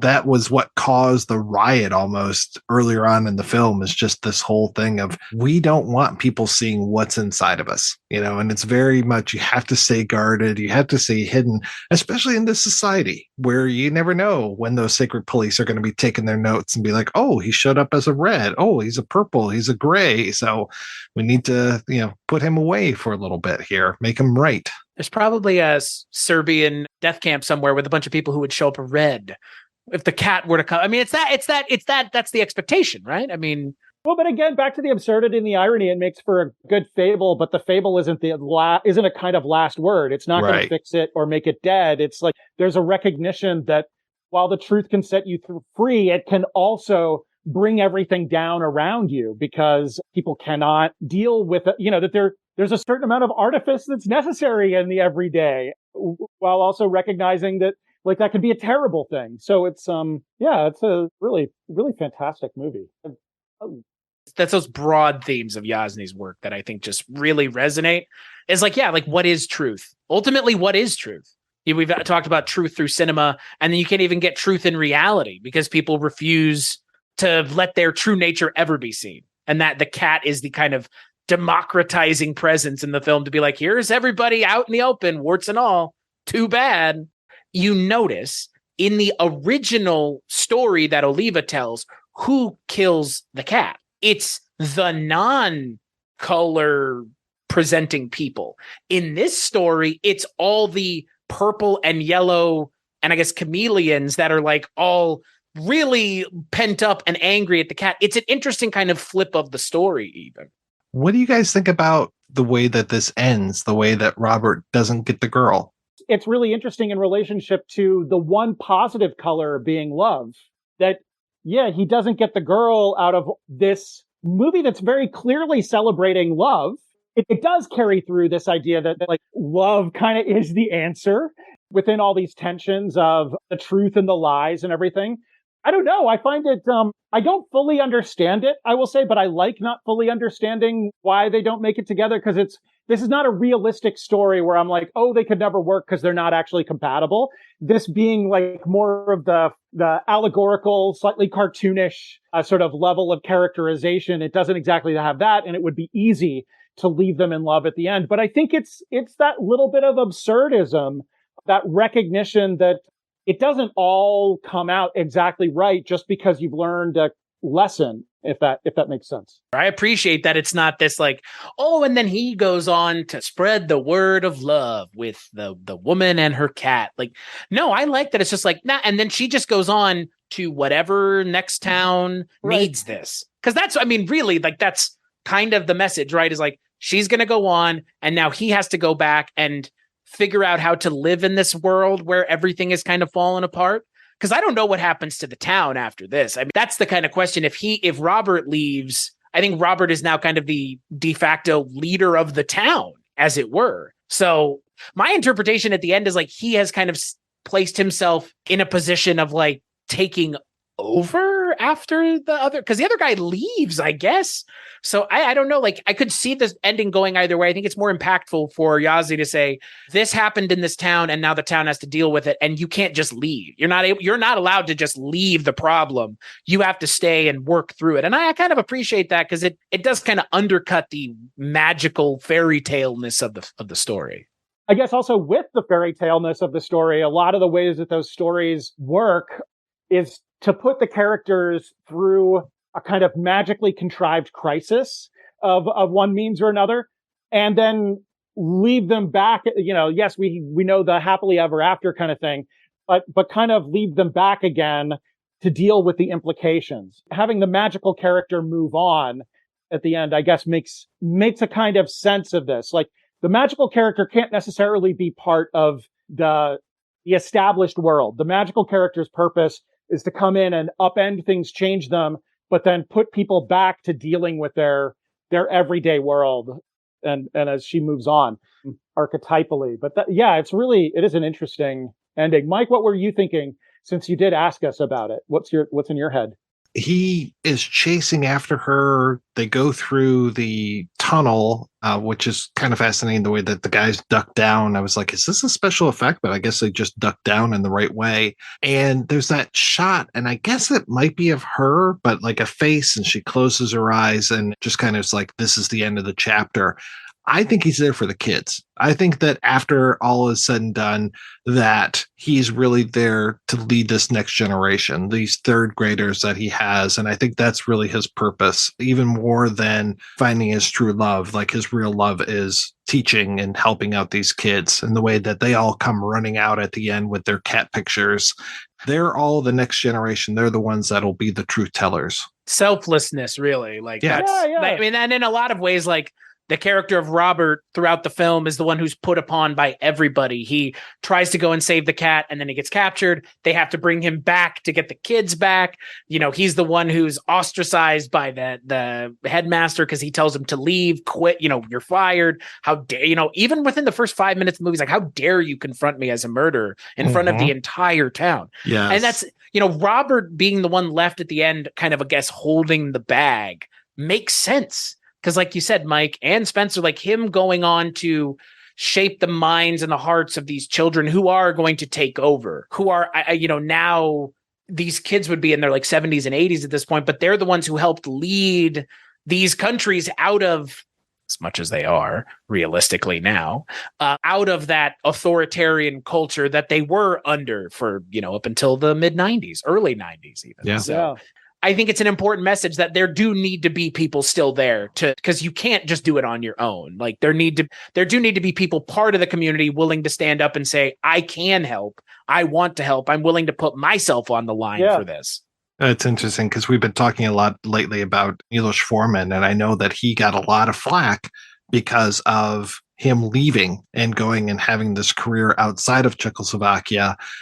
I would say that Jansy left as well, but I don't think it was as glorious as the departure of Foreman. Not that he kind of had to leave in the middle of the night as well, but it really feels like Jansy was just like, yeah, that's it. Pack up the bags. I'm not under Novotny's protection anymore. We got to go. And he left a lot of stuff and a lot of people behind. And I think he always felt that pain in his heart, rather than, he didn't go off and become the multi-Oscar winner like Milos Forman. He was, lucky to be making German sci-fi films and stuff. I mean, great movies, yes, but, he wasn't able to have that same career as he had in Czechoslovakia. On one level, I want to wish a director like this every possible success and notoriety. But I would also have to say that given the way that this movie works, and given the ending, given the way that All My Good Countrymen works, I would hate to see this sensibility Hollywoodized, because part of what's so exciting about these films is like not doing the Hollywood thing. I mean, for instance, here, the ending, it's like, my mind is so inhabited by ideas of the Hollywood ending that just as we've talked through this, I'm kind of like, oh, right. The Hollywood ending is that, like, not only do you solve the problem, but you get the girl and you also get a lot of money. And in this case, it's like, and for instance, there are great Hollywood movies that parody that, like the ending of The Player, where it's like shoving that in your face and going, this is a horrible kind of ending for you to believe in. But like but actually we don't tend to get a lot of American movies that move in the opposite direction that just doesn't care about that. And something that's really beautiful about this kind of happy ending that, puzzles me at first, and I got to work through all this archetypal stuff to arrive there, is simply going, no, they solved the problem, and these are the terms, and this is the collective, and here's the town, and they did it. And it's not about rewarding one character with the girl and the money and all the things that are supposed to fall upon a happy ending, because I'm conditioned to think so. Realistically, it's a happy ending, but the amount of work and toil and sweat and everything that happens after this with his character and those kids, and there will still be pushback from the community. Yeah. It's a happy ending in as much as the authoritarian figure's been run out of town. And Robert now may be able to actually do something substantive to teach the children of the town, and maybe, hopefully, over time, shape this community into something a little bit more willing to not have a boot on top of it constantly and be okay with that. That's a happy ending, but it's a happy ending that has to be worked for. It's not a happy ending that's immediate. And I think that immediate gratification is the thing that Western audiences tend to struggle with, because you don't need that. I don't need that. That's not how, and I know that, film is not meant to be reality, but when you're a naturalistic director like Jansy is, leaning on the reality of the world, I think, is more important than give the people what they want. Maybe don't. And when you don't, this is what you get.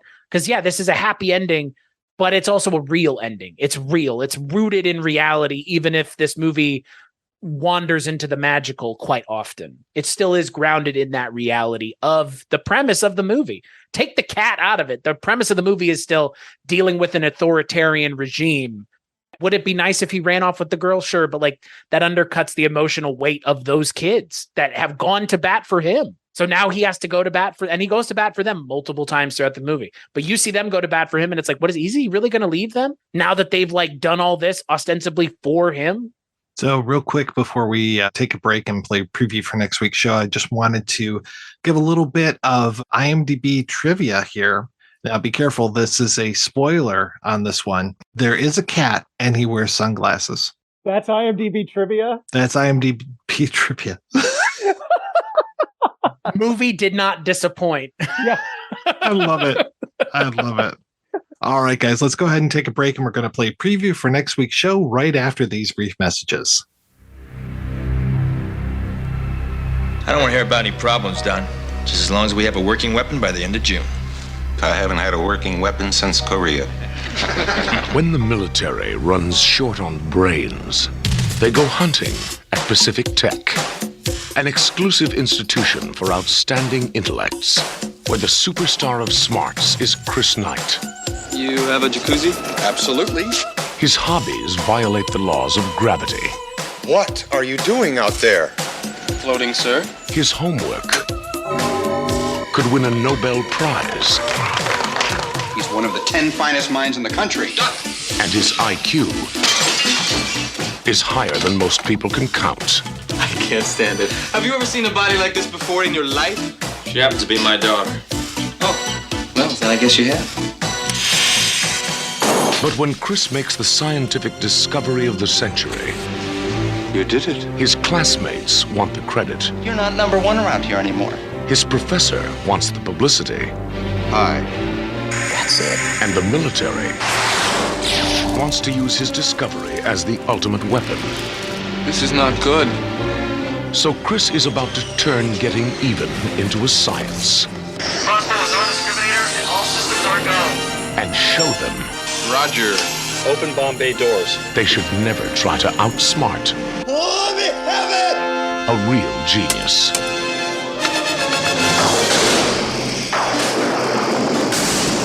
Was no longer lasing efficiently. It's not shutting down. Shut it down. Real genius. Number one is a hard time in the making. That's right. We'll be back next week with a little bit of a break from our regular program as we discuss Real Genius. Until then, I want to thank this week's co-hosts, Chris and Spencer. So, Spencer, what is happening with you, sir? I'm about to go back to school, so I'm kind of making it to the end of my summer, and I'm trying to finish a movie, and so it's a busy time.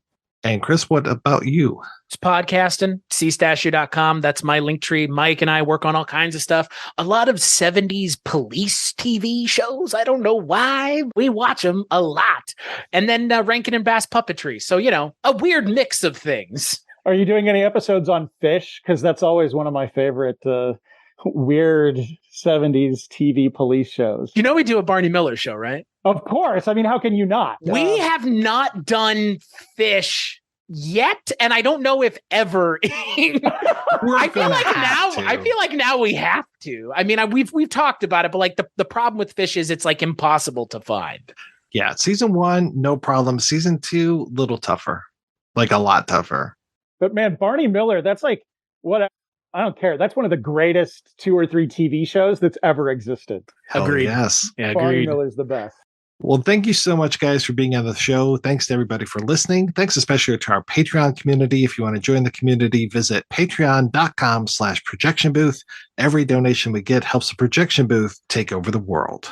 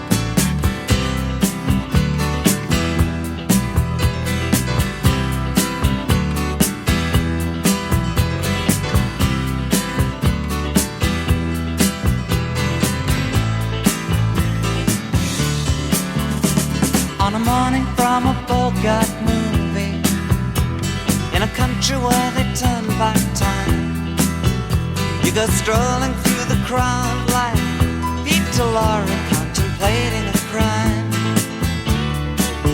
She comes out of the sun in a silk dress, running like a watercolor in the rain. Don't bother asking for explanation, she'll just tell you that she came in the year of the cat.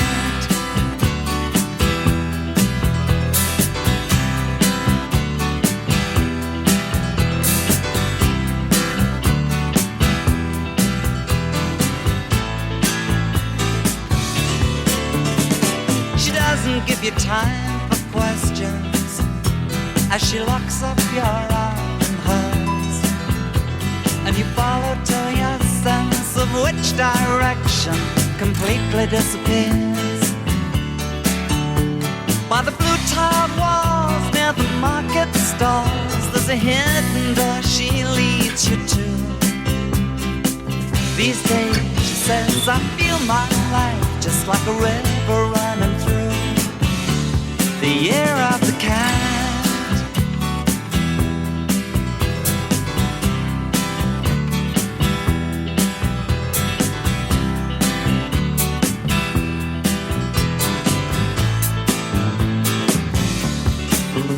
While she looks at you so coolly, and her eyes shine like the moon and the sea. She comes in incense and patchouli, so you take her to find what's waiting inside the year of the cat.